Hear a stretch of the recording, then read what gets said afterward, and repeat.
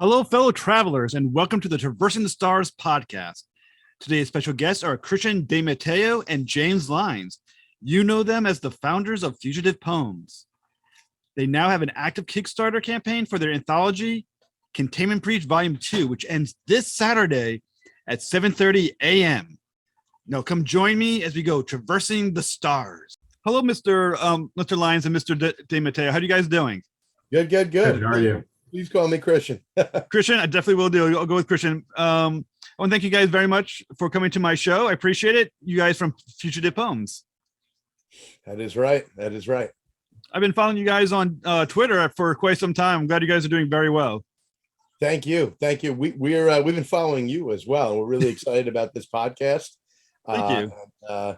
Watched your incredible work with Bigfoot Loves Knows Karate and all the great support you've given to the indie comic community. It's awesome to be here with you. Oh, I greatly appreciate it. I'm honored by those words, most certainly. So of course, I always like starting off with my comic book guests. I always ask them, when did they first fall in love with comics, and what were the first comic books that you guys were reading? So why don't I jump on that first? I fell in love with comics. I don't know how old I was. I'm terrible with numbers. That's why I'm the writer. But I was a kid in the local. I was listening to Sal Abenanti on your show, and he said something, and it took me back, showing my age. He goes, well, when I used to go buy them at the drugstore, and I said, ours was a stationery store, which was next door to the drugstore in Yonkers, and we would go in there, and they didn't have spinner racks. They had the wall rack. They were magazines we weren't supposed to be looking at were on top. For some reason, they were above the comics. So we would go in there, me and my friends, and pretend to be looking at the comics and try and see what we could see, which was always shoulders and head. And then one day I looked down, and it was like Spider-Man. I was probably 11 or 12, maybe a little younger. Before that, I was into like Huey, Baby Huey. Oh, yeah. So I was always reading comics, but I think my love really happened when I discovered specifically Spider-Man. So your love of Spider-Man started off by the attempt to look at porn at the top magazine. I don't know what level rating this show has, but that's exactly accurate. I was trying to see boobs is really what started with it. Well, boobs are a great thing. You go from boobs to Spider-Man. It's probably the wrong direction, but whatever. Hey, progress, I guess, in one way or another, right? How about you, Mr. Lines? So my love of porn started at about 10. A friend of mine found a Hustler magazine stuffed into a tree, and that was about that's about as close as we got. There was no internet when I was a kid, so that was about as close as we got to boobies. So that was right around 10 years old. It was waterlogged, but it was truly exciting for a bunch of 10-year-old kids. Dude, I've never talked to you about this. We found pornography in a tree once too. It does grow on trees. So I'm not sure what the connection is, that if anyone has done the research between the love of pornography and comic books, but apparently we can start here as test subject 1 and test subject 2. Let's be honest here. A lot of it's the same audience. Yes, that's the same demographic as I'd say in marketing class. That is true. There should be more ads for comic books in pornography, in porn magazines, and vice versa. Yes.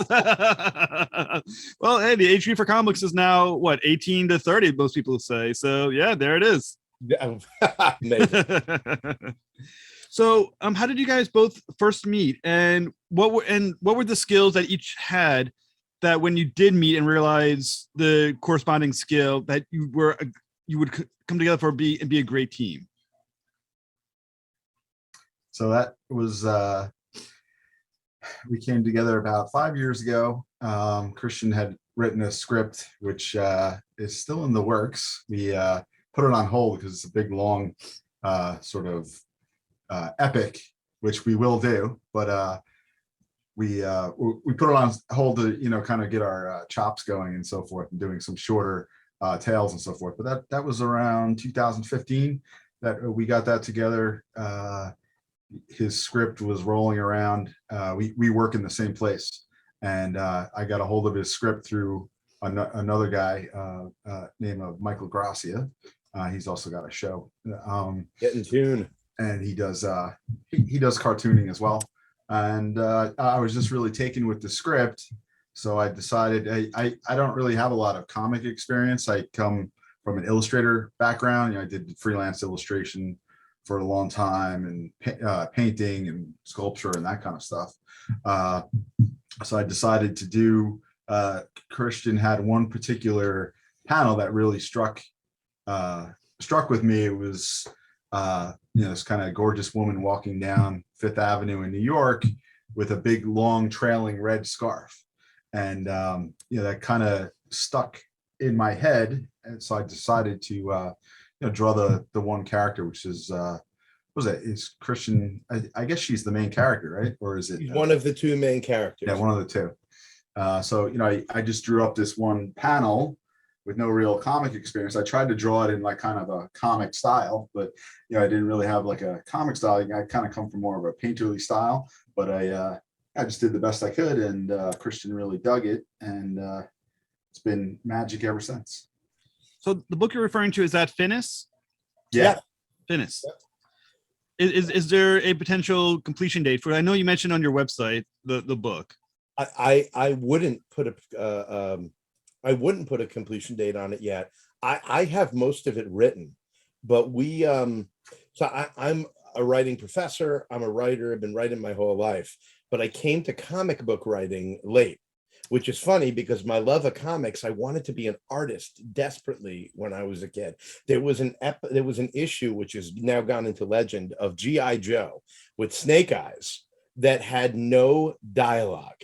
The entire story was dialogue free. And I remember being stunned and reading it over and over again because I understood the story through the pictures. And only in the last 10 years did I find out that it's because the writer didn't get the script in on time. And they were like, the hell with it. But it worked. The artist nailed it, right? So I wanted to be an artist so bad. But one day I had this stunning revelation that I completely sucked. Yeah. And I kept reading comics. But as a career destination, I left it behind. And then Mike Gracia, who we mentioned, asked me to write a script, and I'd never written a comic script. And that led me to one day I had an idea, and I realized it wasn't a novel, it wasn't a short story, it wasn't a screenplay, it wasn't a play, all of which I've written. It was a comic, and I started writing my own comic script. And we wanted to make that. But we realized we really needed to, as James just said, what'd you say about chops? Earn them? Yeah, get our what do you do with our skill sets together, and it's a whole different, comic making is a whole different animal from what I'm used to, and I think Christian would say the same thing on the writing end. Yeah. With that said, though, we've come a long way in the 5 years, and it's really been gratifying experience working with collaborating so closely with another creative type. It's been really cool. Well, I'll say, as someone like myself who's in the indie world as well as a writer only, I can totally feel what Christian experienced, because I was a kid. I was like, I'm going to be a great artist. And then I looked at my art and said, I'm going to try being a writer. I think every writer in comic books first wanted to be an artist first and thought, oh, shit, I guess I'm writing. What's the sexy part of art? Yes. Right? You could be like, listen, this painting? I met this painter, this artist, and I told him I had this idea for a painting. So aren't I cool? I was like, dude, nobody cares about you had the idea, right? When we were putting the Kickstarter together, all of the Kickstarter goals, I realized we're all James heavy. And thank God for James. And I know how lucky I am to have an artist who's also a best friend and a brother. This is amazing because I see all these writers desperately trying to seek artists, right? I just totally lost my train of thought. So we're putting the Kickstarter together, and I felt bad because every tier required him to do something. Nobody wants anything from the writer. So as a joke, I put up a tier where you can get a signed script for our comic in the anthology. Basically, I'm going to hit print and sign it. And 2 people did it. I was so my God. You have very close family somewhere. Yeah, absolutely. What it is. I think you should buy a typewriter and type it up by hand. Well, I think the experience every writer has had at the comic book conventions is when the potential customer goes to your table and goes, "Are you the artist?" And you go, "No, I am the writer." They go, "Okay, thank you very much." And they walk away. This is all my idea. Right. Yeah, I think every writer's been there. It's like, oh shit, but should have tried doodling or something on that page just to get their interest. but I would say also the one thing every indie writer also has trouble with is finding a dedicated artist who's committed to the project. I think a lot of us have always experienced that one artist who, you pay for some work and then 6-8 months later, it's like, oh, they're coming. The pages are coming. Don't worry about it. To find an artist who's dedicated and is actually willing to produce and is invested in the project is a hard find as well. A very hard find. We are dedicated to each other. We wanted to make this happen. We only wanted to make this happen together. We formed the company. I am so aware of how lucky I am that happened. Oh, we're both lucky that we were able to find that synchronicity. I don't know if that's a word or a Police album, but mostly. Yeah, he's the English teacher, so he can tell me whether that's a real word or not. But if you use it enough, it becomes a real word in the dictionary, right? There we go. And the Police, ladies and gentlemen, for all you kids under 45, was a rock band in the 80s. So you guys currently have an active Kickstarter for a book called Containment Breach Volume 2. What inspired the creation of Containment Breach Volume 2? And can you give our listeners your pitch for the book? Okay. James, do you want to talk about what inspired it? So this is actually our second anthology. We had a lot of fun with the first one. First one kind of just came together between kind of Twitter friends, people that we knew over the internet, and we said, let's try to put this together. There was a small story that Christian put out on Twitter, and someone responded with kind of a quick thumbnail type story with it, and then they went back and forth a bit, and decided, we all decided collectively to try to put together an anthology just to solve some of the boredom and harshness and terribleness of being confined indoors during the pandemic. Hence, Quarantine Chronicles. That was the name of our first one. So we came up with Containment Breach Quarantine Chronicles. And then, we have been doing some work in between. We've been working on a series. We don't really have a name for the series, but the first book was called River, and the second book is called Distributary. So we worked on that in between.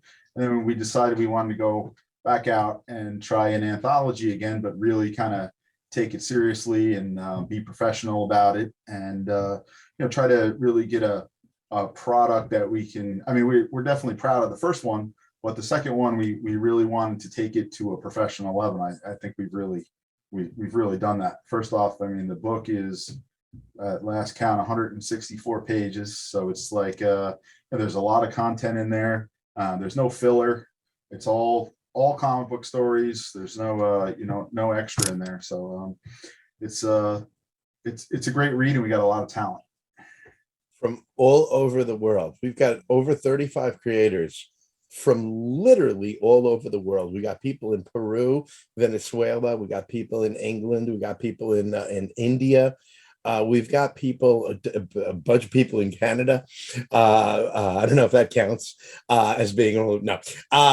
Actually, one of our great teams, J.L. Collins, Jay Sheik, Marissa Brignall, and Leland Bjerg are Upstart Comics. And that was the only team that came in as a team.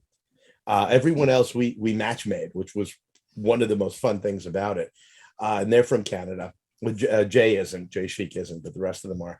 So it's so cool. We've got all these different points of view. And when you open it up with a theme like Mythology Reborn, and you've got people from all over the world contributing, you get that beautiful variety of mythology as well.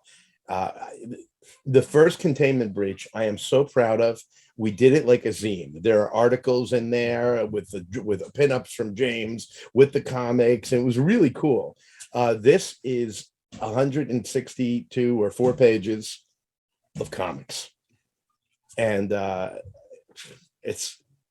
can say this without bragging because we only have one story in there. It's amazing.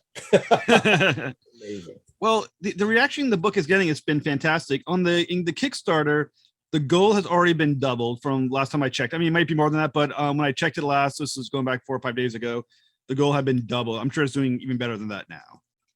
We just actually today crushed our 3rd stretch goal. Nice. Which is everyone's going to get a 12 by 18 poster variant cover by Jack Van Thom, who is just a sick artist, and he did a beautiful, beautiful job. And our campaign ends Saturday morning at 7:38 in the morning Eastern time. So we're right at the end here, but we may be announcing another stretch goal just for giggles because it's been doing so well. We hit our 2nd stretch goal with 6,250, and Jeff, you are the first person to debut my new hairstyle. Oh, wow. That's gonna make all the difference, I think. Because at 6,250, I let my sister cut off my COVID hair like a shame ceremony. And so today I had to actually go get a haircut because it looked terrible. But that was our 2nd stretch goal, was if we get here, and I filmed it live on Twitter of her sawing. It was more sawing than cutting off my hair. And then we just hit 65. And I have high hopes for the next couple of days. It's been so cool. We funded in 36 hours, and I wow. never expected that. So why do you think the reaction has been so strong for Containment Breach Volume 2? James good looks. What are you talking? You're looking good now with that new haircut. I don't know. So Containment Breach will feature stories from 36 indie creators from across the globe, as you stated. What was the criteria for collaborating with these talents?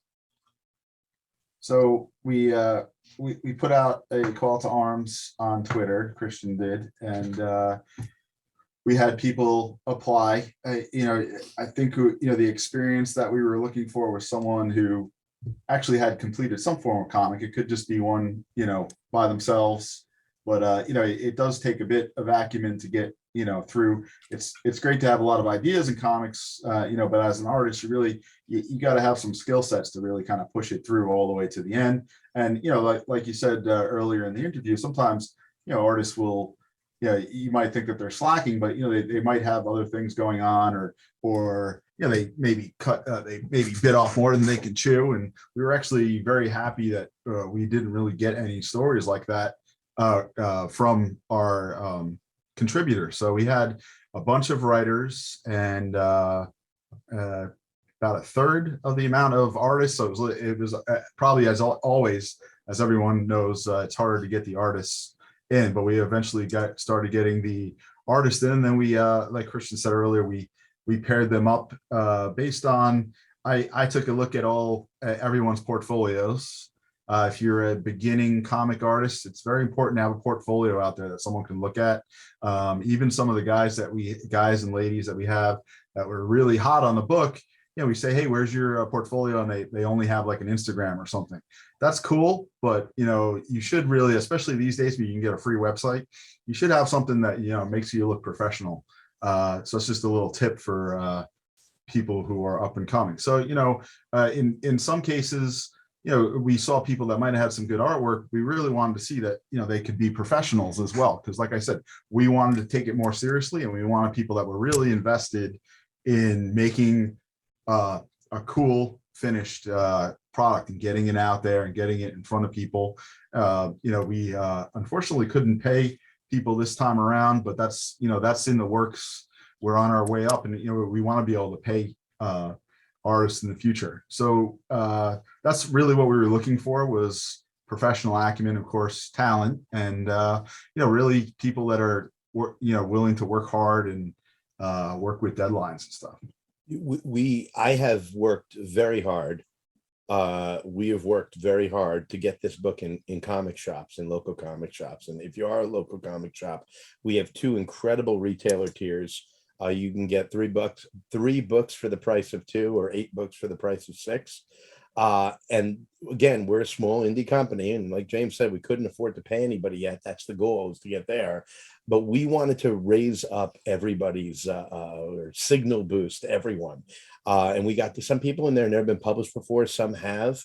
And we want everyone to see them. So I've been working so hard to get this in stores and to get this in homes, because I think once people see what these are writers, and I only care about the writers. No, what these writers and artists can do when this, Jeff, you're gonna go through this book, and every page is beautiful.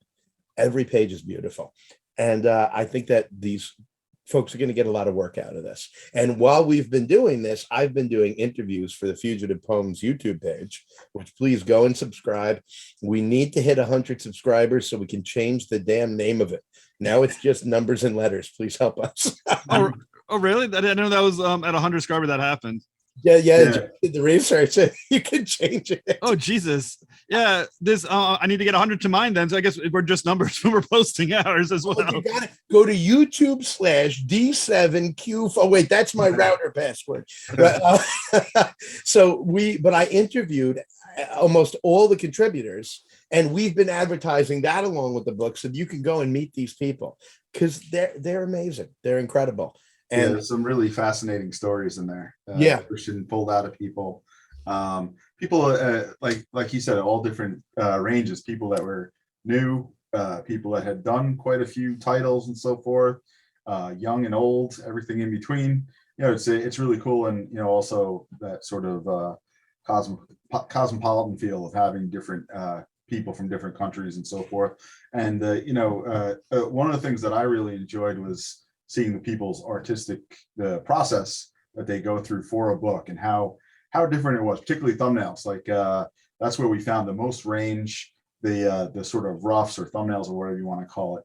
People had really different ideas about what those were, and I actually learned some from looking at some of the how some of the people worked, and of course others were kind of learned from our process and our experience as well. So that was really gratifying. A lot of work to organize, and thank God we had quite a few editors as well, including our is he lead editor or senior editor? Senior editor, Mr. Mark. Senior editor, Mark Capitelli. We brought him in about halfway through because we were all just overwhelmed, and he really helped keep the ship tight and chased lots of artists around. If anybody with a torch. For prose or for comic scripts, Mark Capitelli is incredible. You can't find him online, so let me know. But he works so well because he's a creative himself, but he's not trying to foist his creativity on anyone else. He gets how it works, and he wants to help you make it great. Our interview with him, he talked about coming in open-minded and ending closed-minded, which I loved. The idea that when I walk into your project, tell me what it is, I will accept it, and then I'm going to hold you to it.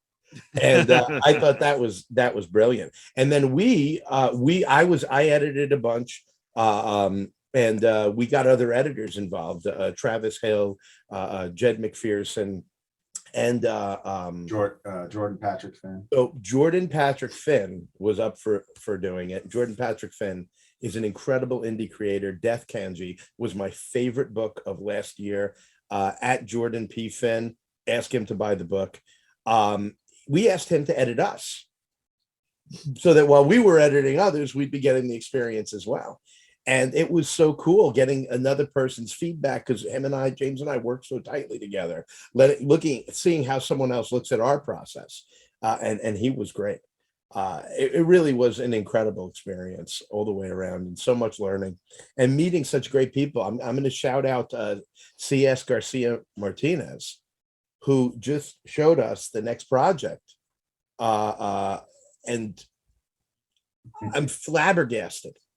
We were so impressed with the piece in the book, but this next project, we have people in this book that are going to be huge. They're going to be stars. And if not, there is no justice in the universe, which there may not be. C.S. Martinez Garcia. You like to mess up C.S.'s name all the time. Oh, did I? In the middle of the interview, I said C.S. Lewis because it was gonna happen. Well, when we look at this anthology book and all those stories that are enclosed within it, is there any common thread that weaves the stories together, that connects them, or are there particular themes that are common throughout that readers will notice? Not the stories. The theme is the book. So what we did, and I think this is so cool. This is the idea we came up with for the first one. We have an umbrella theme for the book. So for the first theme, it was the first book was Quarantine Chronicles. So you had to write a story that was somehow quarantine related, quarantine adjacent, something within. One of my favorite things to do when I get a theme is I go over to the dictionary and I read all the definitions, because it probably doesn't mean what you think it means. And one of the themes on the Comic Jam last week, 2 weeks ago, and the comicjam.com, some of the most amazing comic creators you'll ever meet. Casey Allen has been a huge ally of ours. Kevin Lintz, who's actually in the book. And we have so many people from the jam in there. But the planetary adventure was the theme. And I stopped myself because I'm always so cocky. I'm like, I know what planetary means. But then I looked it up and there were all these other aspects of it. Apocalypse means revelation, and people forget that. They think it means tragedy. And I look it up. So you could take anything, do anything with the term quarantine. This time the theme was myth reborn. And the concept was take a myth, urban, classic, whatever, Norse, whatever the hell it is, something specifically cultural, suburban, rural, and retell it in a different way, screw with it, borrow an element from it, or create a brand new story, which is what James and I did, that has the elements of myth, that fairy tale, legendary quality. And then, just like with the first book, we throw in another curveball. After all the teams were chosen, they were asked to come up with a prompt. Just come up with a 2 or 3 word prompt. We got Terrible Twos. We got The Guardian of the Tree. We got I Have Become Death. We got Wrong Olympus. And then we shuffled them up and gave different ones to different teams. You can't do team and theme too often together. So what ended up happening was that each team had to come up with a mythology related story that somehow incorporated the weird little theme they were given. And that's where these stories come from. And it guaranteed us wholly original work. No one could pull a script or a story or a comic they'd submitted somewhere else out of a drawer. They had to create something brand new. And everyone retains 100% of the rights to anything they created.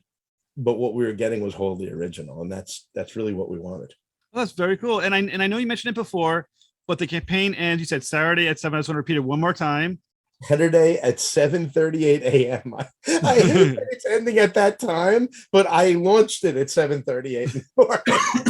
So is there going to be a Containment Breach Volume 3? Yeah, this is awesome. Our goal is to do, well, not our goal. What we're working on is a one-shot from Fugitive Poems, which is James and I, edited by Mark Capitelli, because if you got a Mark Capitelli, you keep him. And then we're going to work on the next anthology. I think there might even be some overlap. We'll see how that's going to work.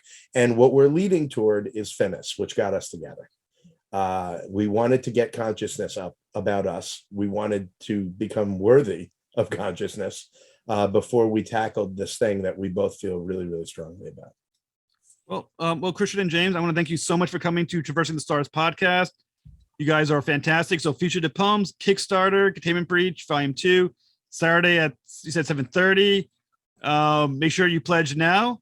And for listeners, and as much as humanly possible, I want to thank you guys so much for joining me. Thank you, Jeff. We're honored to be here with you. Thank you so much. I greatly appreciate it. Have a great night.